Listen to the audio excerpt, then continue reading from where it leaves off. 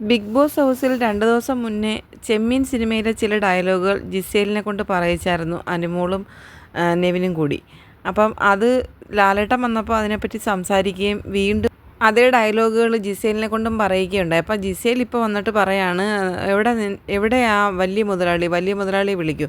അപ്പം ആദിലയും നൂറയും അനുമോളൂടെ പറയാം, നിനക്ക് വലിയ മുതലാളി വിളിക്കേണ്ട ആവശ്യമില്ല, നീ കൊച്ചു മുതലാളി അങ്ങ് വിളിച്ചാൽ മതി. അന്നേരം ജിസേൽ പറയുന്നുണ്ട്, ബാത്റൂം ഏരിയയിൽ വിളിച്ചത് എൻ്റെ കൊച്ചു മുതലാളി എന്നല്ലേ, ഇപ്പം വലിയ മുതലാളിയാണ് വിളിക്കുന്നത്, ഷാനവാസിനെ വിളിക്കാനാണ് പറയുന്നത്.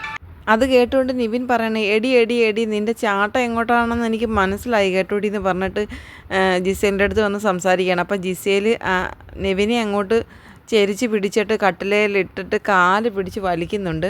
കുറേ സമയം രണ്ടുപേരുടെ ഭയങ്കര ബഹളമാണ്. അപ്പം ആദിലയും നൂറയും അനുമോളും പറയുന്നുണ്ട്, ഈ സീനിനകത്ത് ഞങ്ങളില്ല, ഞങ്ങൾക്കിത് കാണണ്ടെന്ന് പറഞ്ഞിട്ട് അവരെല്ലാവരും ഭയങ്കരമായിട്ട് ഇവരെ കളിയാക്കി ചിരിക്കുകയാണ്.